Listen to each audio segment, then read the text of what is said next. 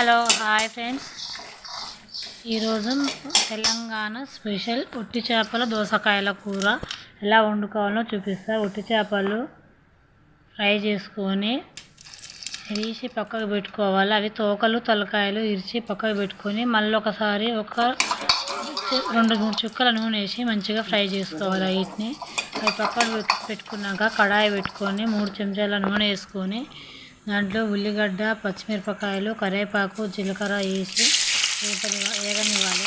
తర్వాత అల్లం వెల్లిపాయ పేస్ట్ వేసుకొని అది కూడా కొంచెం వేగినాక పసుపు వేసుకొని దోసకాయ ముక్కలు వేసి ఒక 5 నిమిషాలు ఉడకనివ్వాలి.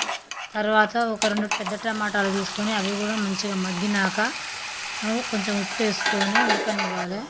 తర్వాత ఒక పెద్ద చెంచా కారం వేసుకోవాలి. ధనియాల పొడి టేస్ట్ తగ్గట్టు వేసుకొని ఒక 10 నిమిషాలు ఉడికినాక కొన్ని వేడి నీళ్ళు పెట్టుకొని చేపలు కడుక్కోవాలి. ఉట్టి చేపలు మనం వేపుకున్నవి కడిగినాక కూరలో వేసుకోవాలి.